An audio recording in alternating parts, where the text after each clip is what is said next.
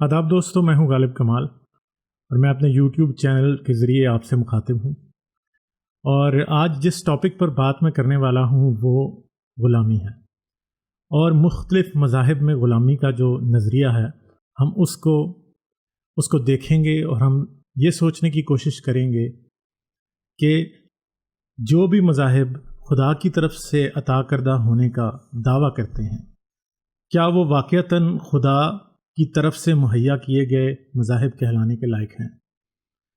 کیونکہ ہم یہ دیکھتے ہیں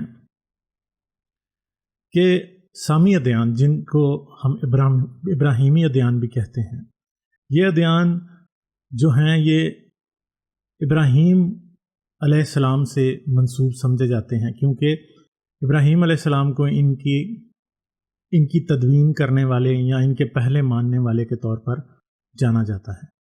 اسلام، یہودیت اور مسیحیت تینوں ہی ابراہیم کو ایک خدا کے ولی کے طور پر، ایک بڑے عظیم نبی کے طور پر مانتے ہیں۔ مگر اگر ہم بائبل مقدس کو ہی دیکھیں تو اس میں ہمیں ابراہیم کی طرف سے غلامی کو جاری و ساری رکھنے کے آثار ملتے ہیں، اور بہت سی جگہوں پر بائبل میں ہمیں مل جاتا ہے کہ ابراہیم کے اتنے غلام تھے اور اتنی لونڈیاں تھیں، حتیٰ کہ جو ابراہیم کے پہلوٹے بیٹے اسماعیل کی ماں ہاجرہ تھی، وہ بھی سارا کی لونڈی تھی، جو کہ ایک بادشاہ کی طرف سے سارا کو بطور تحفہ عنایت کی گئی تھی۔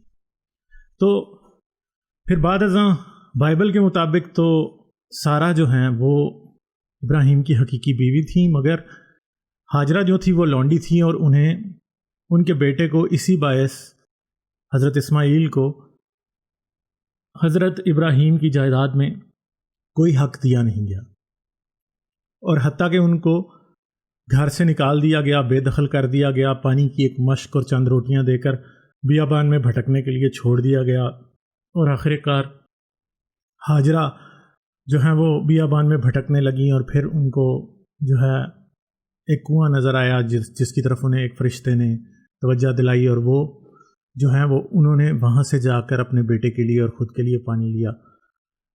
یعنی ابراہیم کے بیٹے اسماعیل کو، جو کہ بیسیکلی ان کا پہلوٹا بیٹا تھا، اس کو ابراہیم کی جائیداد میں سے کوئی حصہ نہیں ملا۔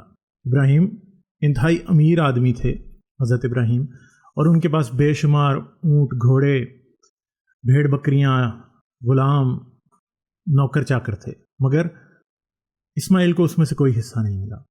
بعد ازاں جب اسحاق کی پیدائش ہوئی تو اسحاق کو حضرت ابراہیم کی جائیداد ملی، اور انہی کو ان کا حقیقی فرزند مانا گیا، اور وہی انہی سے ابراہیم کی نسل کو چلنے کا بائبل میں لکھا گیا ہے۔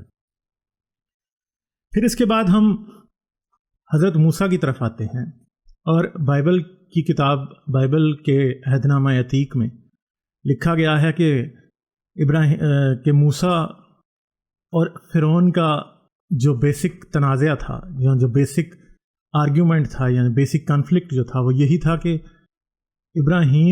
موسیٰ جو تھے وہ بنی اسرائیل کو فرعون کی غلامی سے آزاد کرنا چاہتے تھے، مگر فرعون ان کو جانے نہیں دینا چاہتا تھا۔ تو آخر کار خدا نے بے شمار آفتیں نازل کی، فرعون کو ہر طرح سے ہرایا، اور بنی اسرائیل وہاں سے آزاد ہوئے۔ مگر بنی اسرائیل وہاں سے آزاد ہونے کے بعد جب کوہ طور پر پہنچے تو وہاں پر پہنچنے کے ساتھ ہی خدا نے اپنی شریعت بنی اسرائیل کو سنانی شروع کی، اور جب بنی اسرائیل کو یہ شریعت سنائی جاتی ہے تو اس کے آغاز پر ہی ہم پر یہ واضح ہو جاتا ہے کہ بنی اسرائیل کو غلام کس طرح سے رکھنے ہیں، ان کی خرید و فروخت کس طرح کرنی ہے، ان سے کیا سلوک کرنا ہے، یہ سارے احکامات بتا دیے جاتے ہیں۔ تو اگر آپ اس سے قبل بنی اسرائیل کی مصر میں غلامی کی کہانی کو پڑھ رہے تھے تو آپ یہ سوچیں گے خدا کو غلامی سے بڑی نفرت ہے، مگر جیسے ہی آپ یہ احکامات دیکھتے ہیں تو ایک دم آپ کو سمجھ آتی ہے کہ خدا کو صرف اپنی قوم کی غلامی سے نفرت تھی، باقی کسی دوسری قوم کے لوگوں کو غلام بنانا جو ہے اس کو کوئی مسئلہ نہیں تھا۔ اور پورے عہد نامہ عتیق میں، بلکہ عہد نامہ جدید میں بھی غلامی ہمیں بار بار دیکھنے کو ملتی ہے، حتیٰ کہ حضرت مسیح بھی بار بار ہمیں غلاموں سے متعلق کئی مثالیں اور تمثیلیں بیان کرتے نظر آتے ہیں. یعنی مسیحیت و یہودیت کے تمام وہ قوانین جن کو آپ انسانیت کے قوانین کہہ سکتے ہیں یا آپ کہنے کی کوشش کرتے ہیں، ان کے درمیان غلامی ایک ایسا بدنما داغ ہے جس کے اوپر کندہ کاری یا جس کے اوپر کڑھائی کر کے اس کو چھپایا گیا ہے. اور کبھی بھی کوئی اس کے بارے میں آج کی دنیا میں بات نہیں کرتا، کیونکہ آج انسانی عقل اور فہم اور انسانی حقوق اتنی ترقی کر چکے ہیں کہ آج ہم کسی انسان کو غلام بنانے کا تصور بھی نہیں کر سکتے. تو مگر ان کتابوں میں غلامی ہمیشہ سے ہمارے سامنے موجود رہی ہے، اور کسی نے بھی اس بارے میں، خدا نے کبھی بھی انسان کو غلام بنانے کے بارے میں جو ہے کوئی خاص توجہ نہیں دی. اس کے ساتھ ساتھ جب ہم بائبل کو دیکھتے ہیں خاص طور پہ، اور ہمیں یہ بات حدیثوں میں بھی مل جاتی ہے کہ خدا کہتا ہے کہ اس نے انسان کو اپنی صورت پر بنایا، اور خدا نے انسان کو آزاد مرضی پر پیدا کیا. آزاد مرضی دراصل کیا ہے؟ میری آزاد مرضی میں کیا شامل ہوگا؟ اگر میں کوئی کام کرتا ہوں تو اس کی اجرت مجھے ملنی چاہیے. مجھے یہ آزادی ہونی چاہیے کہ میں اپنی مرضی کے شخص سے شادی کر سکوں یا میں اپنی مرضی کے شخص سے محبت کر سکوں. آزادی کا مطلب یہ ہے کہ میں بنا کسی بندش کے آزادانہ سفر کر سکوں، میں اپنی خوشی کے دن منا سکوں، میں اپنی مرضی کے کپڑے پہن سکوں، میں اپنی مرضی کے دوست بنا سکوں، میں اپنی مرضی کی نوکری کر سکوں، میں اپنی مرضی کا ہنر سیکھ سکوں، اور ایسی بہت سی چیزیں ہیں. یعنی زندگی سے متعلق جتنی چیزوں کے بارے میں آپ سوچ سکتے ہیں، ہر ایک چیز، ہر ایک فکر، ہر ایک عمل کا تعلق آزادی سے ہے اور غلامی سے ہے. آپ آزاد پیدا ہوئے ہیں، میں آزاد پیدا ہوں، اور میں جو کچھ بھی اپنی زندگی میں کرتا ہوں وہ میں اپنی مرضی کے مطابق کرتا ہوں. گو کہ میں اپنی ہر ایک چیز میں آزاد نہیں، کیونکہ میرا ماحول، میرا کلچر، میری تعلیم، میرا ملک، میرا مذہب، میرے والدین کتنے امیر تھے، کتنے غریب تھے، یہ سب چیزیں میرا مستقبل اور میری آزادی کا تعین کرتی ہیں. مگر میں پھر بھی ان لوگوں جیسا نہیں جو کسی کے زر خرید غلام تھے، کیونکہ غلام جتنی باتیں ابھی میں نے کی ہیں ان میں سے ایک بھی اپنی مرضی سے نہیں کر سکتا. وہ اپنی مرضی کا لباس نہیں پہن سکتا، وہ اپنی مرضی کا ہنر اور پیشہ نہیں چن سکتا. اس کے مالک نے اسے خرید لیا، اور اس کے بعد اس سے کیا کام لیتا ہے یہ اس کی مرضی نہیں، یہ اس کے مالک کی مرضی ہے. اور ہر مذہب میں خدا کہتا ہے کہ وہ انسان کا مالک ہے، مگر کیسا بے رحم خدا ہے، وہ کیسا مالک ہے کہ اس نے جس انسان کو اس نے آزاد مرضی کے اوپر پیدا کرنے کا دعویٰ کیا ہے، اس کو کسی اور کا مطیع اور غلام ہونے کی اجازت دی ہے. کوئی اور انسان اس دوسرے انسان کو اپنی مرضی کے مطابق چلا سکتا ہے، اس کو اپنی مرضی سے استعمال کر سکتا ہے. جو محنت وہ کرتا ہے اس کی اجرت وہ لے سکتا ہے، اسے چند سکوں کے عوض کسی اور کے آگے بیچ سکتا ہے. ایک عورت کو خرید سکتا ہے اور اس کے ساتھ جو چاہے سلوک کر سکتا ہے، چاہے وہ اسے کسی کوٹھے پہ بٹھا دے، چاہے وہ اسے خود استعمال کرے، چاہے وہ اس کا ریپ کرے، چاہے وہ اسے مار دے. غلام کی موت کی مالک سے پرسش نہیں ہو سکتی. You cannot ask a slave master that what he did with his slave. وہ اس کو کوئلے کی کانوں میں بھیج دے اور وہ ساری زندگی وہاں سڑتا رہے، اور میتھین اور کاربن ڈائی آکسائڈ کھا کے میں سانس لے کے اگر اس نے 10 سال زندہ رہنا ہے تو وہ 2 سال میں مر جائے. یہ میں آپ سے کوئی خیالی اور تصوراتی باتیں نہیں کر رہا، یہ حقیقتاً ہوا ہے. کوئلے کی کانوں میں جانے والے غلام کبھی سورج کی 2 کرنیں بھی نہیں دیکھتے تھے. ساری ساری زندگیاں انہی کوئلے کی کانوں میں گزار دیتے تھے۔ پھر یہی نہیں، غلام زر خرید غلام، صرف زر خرید غلام سے ہمیشہ زر خرید غلام ہی رہتے تھے، مگر غلام بنتے کیسے تھے؟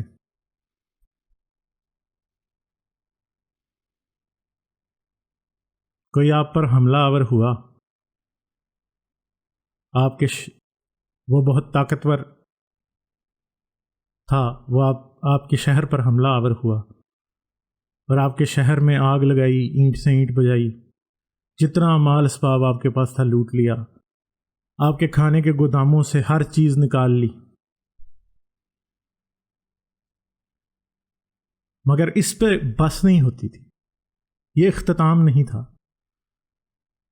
اس سے آگے کی کہانی زیادہ تکلیف دہ تھی، کیونکہ مرد، جتنے مرد تھے وہ زیادہ تر مار دیے جاتے، اور جو بچ جاتے انہیں غلام بنا لیتے، جو عورتیں، جتنی عورتیں وہ غلام بنا لی جاتی، بچے غلام بنا لیے جاتے، اور انہیں یہاں تو بازاروں میں، منڈیوں میں بیچ دیا جاتا، مگر اس سے پہلے کیا ہوتا؟ اس سے پہلے ہر عورت، ہر بچی کے ساتھ اس کی مرضی کے خلاف آنے والی فوج کے لوگ ریپ کرتے، جو جتنی خوبصورت ہوتی وہ اتنے بڑے اور طاقتور شخص کے پاس جاتی، سپہ سالار کے پاس جاتی، مگر جو کمزور ہوتی وہ کہاں جاتی؟ قابل رحم تو سب سے زیادہ قابل رحم تو وہ لونڈیاں تھیں جو کہ نہ کسی اونچی ذات کی شہزادی ہوتی تھی، نہ امیر ہوتی تھی، نہ خوبصورت ہوتی تھی، ان کے ساتھ کیا ہوتا تھا؟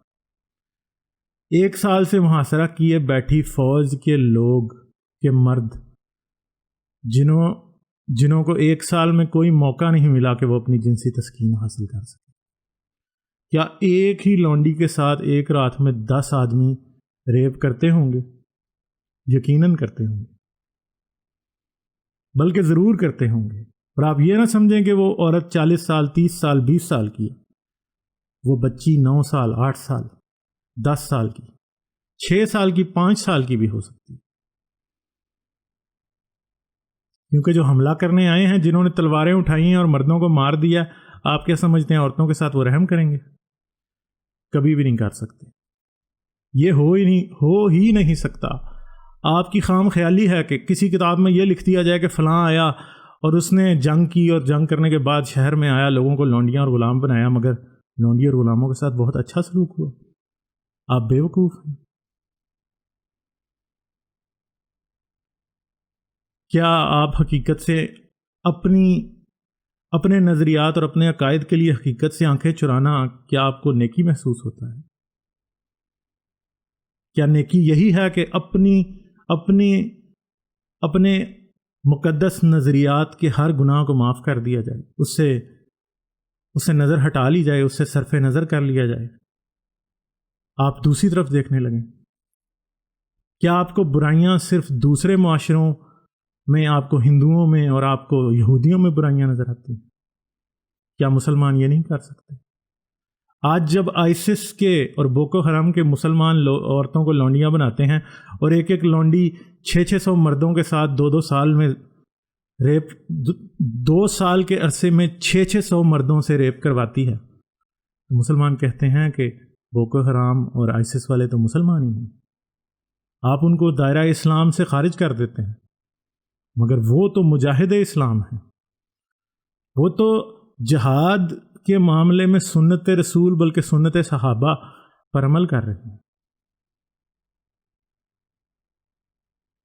اور کیا اسلام میں ریپ کی ممانعت ہے؟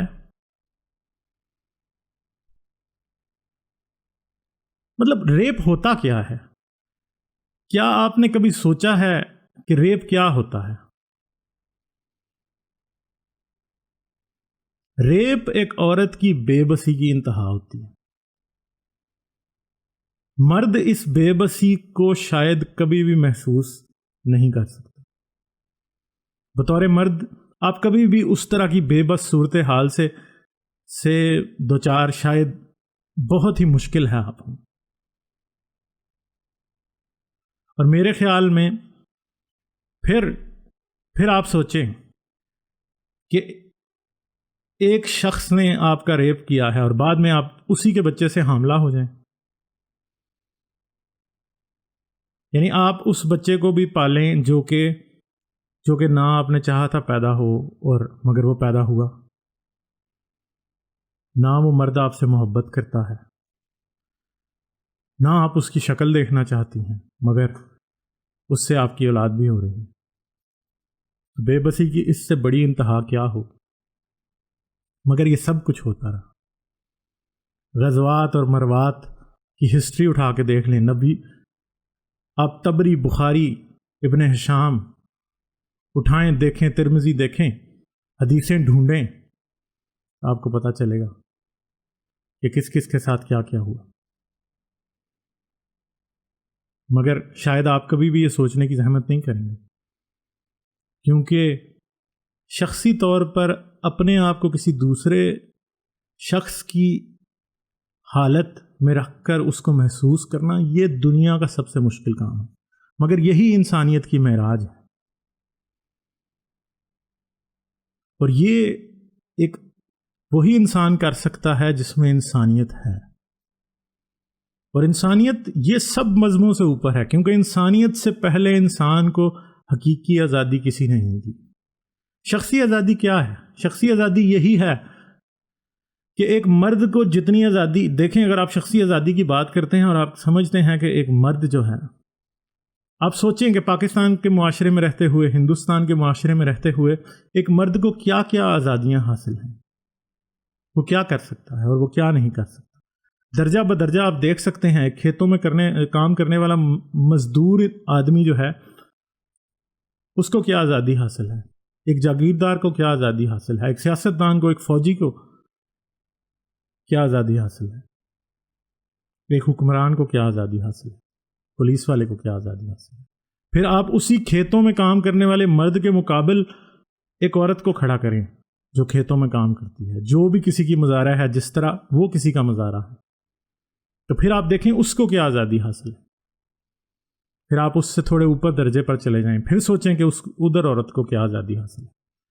آپ کو ہر جگہ یہ دیکھنے کو ملے گا کہ عورت نچلے سے نچلے طبقے سے لے کے اونچے سے اونچے طبقے تک مرد کے برابر نہیں، اور جب وہ مرد کے برابر نہیں تو پھر آپ مجھے یہ بتائیں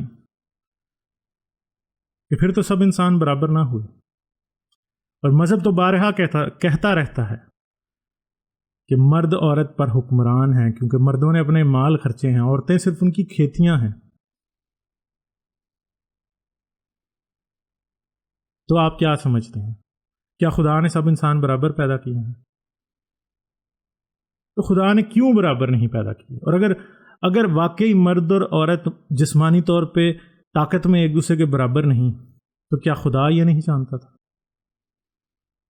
چلو خدا نے دنیا میں ان کو برابر نہیں بنایا، ہم ایک وقت کو اس کوتاہی کو معاف کر دیتے ہیں کہ اس نے نہیں بنایا برابر، مگر ہم یہ سوچتے ہیں کہ خدا نے برابر نہیں بنایا، تو کیا وہ قانون بھی برابری کا نہیں دے سکتا تھا؟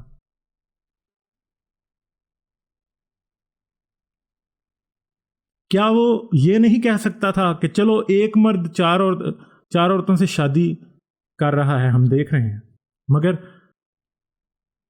چلو وہ اگر مرد کو عورت کے برابر جسمانی طور پہ نہیں بنا رہا، تو کیا وہ ایسا نہیں کہہ سکتا تھا؟ چلو وہ یہ نہ کہے کہ عورت بھی 4 شادیاں کرے، تو وہ یہ ایسا نہیں کہہ سکتا تھا کہ مرد بھی ایک ہی شادی کرے اور عورت بھی ایک ہی شادی کرے؟ اب دیکھ لیں آپ، مسلمان مرد کو لونڈی سے سیکس کرنے کی اجازت ہے، مگر مسلمان عورت کو غلام سے سیکس کرنے کی اجازت نہیں۔ اور مسلمانوں کی غلامی کی یہ مثال ہے، یعنی پاکستان میں رہنے والے مسلمان آج جب، یا باقی دنیا میں رہنے والے مسلمان آج جب ہالی ووڈ کی وہ فلمیں دیکھتے ہیں جو کہ غلامی کے موضوع پہ بنائی گئی ہیں، اور جو سب کو دیکھنی چاہیے، مطلب 12 Years a Slave، Django Unchained, help, ایسی موویز جب وہ دیکھتے ہیں تو کیا کہتے ہیں؟ امریکہ میں اتنی بری غلامی کے برے حالات تھے، مگر شاید آپ لوگ یہ بات جانتے ہی نہیں کہ اسلام اور غلامی کا جو تعلق تھا وہ امریکہ نے غلامی کے ساتھ کبھی بھی نہیں رکھا۔ افریقہ سے جتنے غلام بنائے جاتے تھے، آج امریکہ میں جتنے غلام موجود ہیں، افریقہ سے جتنے غلام بنائے جاتے تھے وہ کہاں سے آتے تھے؟ وہ آپ کے یہی عرب، حجاز کے علاقے کے لوگ، دمشق کے لوگ، یمن کے لوگ، یہ جاتے تھے افریقہ میں اور یہ وہاں سے افریقی قبائل کے لوگوں کو مارتے تھے، ان کو غلام بناتے تھے، ان کے پاؤں میں بیڑیاں ڈال کے ان کو آئیوری کوسٹ تک لے کے جاتے تھے، وہاں سے ان کو کشتیوں میں چڑھا کے امریکہ لے جایا جاتا تھا۔ اور امریکہ میں صرف 1 صدی غلامی کی آزادی رہی، وہ غلام خرید کر آئیوری کوسٹ سے خرید کر ان کو جہازوں میں بٹھا کے امریکہ لے جا سکتے تھے۔ مگر اسلامی دنیا میں یہ بہت بہت لمبے عرصے سے جاری ہے ساری تھا۔ مگر آپ حیران ہوں گے یا آپ بھی سوچ رہے ہوں گے کہ ہمیں اسلامی دنیا میں سیاہ فام لوگ کیوں نہیں نظر آتے؟ اس کی ایک بڑی صاف ستھری وجہ ہے۔ آج کل ترکی کے ڈرامے پاکستان میں بڑے مشہور ہیں، آپ دیکھ سکتے ہیں کہ جو بھی غلام، 2 روٹ تھے، ایک ٹرانس اٹلانٹک جسے اٹلانٹک کراس کرا کے امریکہ غلاموں کو لے جایا جاتا ہے، دوسرا ٹرانس سہارن جہاں سے ان کو سہارا سے گزار کے اور اسلامی دنیا میں لے جا کے ترکوں کے آگے، شامیوں کے آگے، حجازیوں کے آگے، یمنیوں کے آگے، فارسیوں کے آگے بیچا جاتا تھا۔ مگر ادھر وہی غلام خریدا جاتا تھا جس کو خصی کیا گیا ہوتا تھا یا جسے نامرد بنایا گیا ہوتا تھا، صرف وہی خریدا جاتا، کیونکہ مسلمانوں کو یہ برداشت نہیں تھا۔ مسلمان یہ سمجھتے تھے کہ یہ سیاہ فام غلام کہیں ہماری عورتوں کے ساتھ سیکس نہ کر لیں، اس لیے وہ جتنے بھی نامرد سیاہ فام غلام تھے انہوں نے نہ تو شادیاں کی، نہ وہ اس مقام پہ پہنچے کہ وہ اپنی نسلیں بڑھا سکیں۔ تو اسلامی ملکوں میں سیاہ فام پاپولیشن کہاں سے آئی؟ ہو ہی نہیں سکتی، کیونکہ آپ نے ان کو موقع ہی نہیں دیا۔ ہاں، مگر سیاہ فام عورتیں آتی رہیں، آپ ان سے شادیاں بھی کرتے رہے، ان کو استعمال بھی کرتے رہے، ان سے وہ آپ کی ولد بھی بنتی رہیں، یعنی آپ کے ان بچوں کی ماں جو کہ اس لونڈی سے ہوئی۔ یہ سب کچھ چلتا رہا، بہت عرصے تک چلتا رہا، مگر کسی نے اس کی طرف آنکھ کر کے دیکھا بھی نہیں۔ اور کیا ہوا آخر کار؟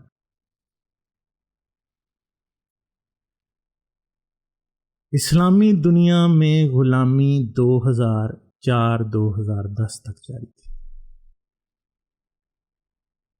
کئی اسلامی ملک ایسے تھے جہاں پہ غلامی کے متعلق قوانین 2010 اور 2004 میں ختم کیے گئے۔ وہ ایک علیحدہ بات ہے کہ غلام وہاں پہ بن نہیں رہے تھے، کیونکہ انٹرنیشنلی آج آپ پہ UN ہی پابندیاں لگا دے گا اگر آپ غلامی کی اجازت دیں۔ مگر اگر دوبارہ شریعت کو یا مسلمانوں کو شریعت نافذ کرنے کی اجازت ملے گی تو یہ ہم دیکھ چکے ہیں کہ یہ دوبارہ سے غلامی کو نافذ کریں گے اور کرتے ہیں۔ ہاں، مگر آپ یہ بھی مسلمانوں میں آج کل ایک یہ بھی بڑی بات ہے کہ جی غلامی تو حضرت عمر نے ختم کر دی تھی۔ اگر غلامی حضرت عمر نے ختم کر دی تھی تو محمود کا غلام ایاز کیسے تھا؟ تو مغلوں کی غلام اور لونڈیاں کیسے تھیں؟ ترکوں کی غلام اور لونڈیاں کیسے تھیں؟ 1920 میں، 1930 میں، 1940 میں بھی آپ کو بڈھے عربیوں کے ساتھ 15 سال کی ننگی لڑکی کھڑی کی تصویر بآسانی انٹرنیٹ سے مل جائے گی۔ آپ نکالیں، دیکھیں اور شرمندہ ہوں اگر آپ کو شرم آئے تو۔ یہ ضرور سوچیے گا کہ یہ جو مقدس نظریات اور مقدس یہ سونے اور چاندی کے غلافوں میں لپیٹ کے رکھی جانے والی کتابوں میں جو سچ لکھا ہے وہ آپ نے کبھی پڑھا ہے؟ پہلے وہ پڑھیں، اس پر سر دھنیں، اس کو ڈھونڈیں کہ وہ کہاں لکھا ہے، اور پھر آپ یہ کہیں کہ ہاں جی اسلام نے غلامی ختم کی تھی۔ اور اگر آپ اس کے بعد بھی یہی کہیں گے کہ اسلام نے غلامی ختم کر دی تھی، اگر آپ تبری پڑھیں، آپ ہشام پڑھیں، آپ قرآن پڑھیں، آپ حدیثیں پڑھیں، آپ نہج البلاغہ پڑھیں، اور ان سب کو پڑھنے کے بعد بھی اگر آپ یہ سمجھیں کہ اسلام نے غلامی ختم کر دی ہے، دیکھیں ایک کام جو رسول اللہ نے خود نہیں کیا، عمر کی کیا مجال کہ وہ کر دیتا۔ عیسیٰ نے نہیں کیا، موسیٰ نے نہیں کیا، محمد نے نہیں کیا، ابراہیم نے نہیں کیا۔ کسی ایک نبی کا نام بھی نہیں آپ لے سکتے کہ جس نے کہا ہو کہ غلام نہ بناؤ، انسان کو آزاد رہنے دو کیونکہ خدا نے اسے آزاد پیدا کیا ہے۔ کسی ایک نبی نے بھی یہ نہیں کہا۔ اگر کسی نے کہا ہے، اگر تورات میں، اگر انجیل میں، اگر زبور میں، اگر بائبل میں، جو کہ ان سب کتابوں کو رکھتی ہے، اگر قرآن میں لکھا ہے کہ غلام نہ بناؤ، یہ نہیں کہ غلام آزاد کیا کرو، یہ تو ایک سجیشن ہے، یہ کوئی حکم تھوڑی ہے، یہ فرض تھوڑی ہے۔ نماز فرض ہے، غلام نہ بنانا فرض کیوں نہیں ہے؟ نماز فرض ہے، دن میں 5 بار، جو نہیں پڑھے گا وہ جہنم میں جائے گا، فرشتے اس کی قبر میں سانپ چھوڑ دیں گے۔ تو جو غلام رکھے گا اس کے لیے کوئی سزا نہیں، اس کے لیے کوئی چوہا ہی چھوڑ دیتے قبر میں، وہ بھی نہیں چھوڑا، تو پھر آپ کیسے کہہ سکتے ہیں کہ غلامی جو ہے وہ اسلام میں حرام ہے؟ اسلام میں غلامی کہیں حرام نہیں، بلکہ دوسرے مذہبوں میں بھی حرام نہیں۔ یہ انسانیت کی ترقی ہے، یہ علم کی ترقی ہے، یہ انسانی حقوق کی جنگ ہے جو جب جیتی گئی، جب انسان میں انسانیت پیدا ہوئی، جب اس نے سیکھا، جب اسے یہ سمجھ آئی کہ دوسرا انسان بھی میری طرح انسان ہے، اس کو بھی درد ہوتا ہے، اس کو بھی تکلیف ہوتی ہے، اس کی بھی خواہشیں ہیں، تب انسانی حقوق پروان چڑھے اور انسان آزاد ہوئے۔ تو میں آج اتنا ہی کہنا چاہتا ہوں، مگر ہو سکتا ہے کہ آپ کو میری باتیں ناگوار گزری ہوں، آپ کو میری باتیں غلط لگیں، مگر ان پر سوچئے گا ضرور، کیونکہ یاد رکھیے کہ اگر آپ انسان ہیں اور جتنی درد آپ کو ہوتی ہے، جتنا جو کچھ آپ محسوس کرتے ہیں، تو دنیا کا ہر انسان محسوس کرتا ہے۔ اس لیے ہر انسان کا حق ہے کہ وہ آزاد ہو، اور اس آج دنیا میں انسانی حقوق اور آزادی کی جو حالت ہے، اس میں آپ کے مذہب کا کوئی ہاتھ نہیں، بلکہ آپ کا مذہب اس کے لیے ایک رکاوٹ بنا رہا ہے۔ ان باتوں پر ضرور سوچیے گا۔ غالب کمال اجازت چاہتا ہے۔ شکریہ۔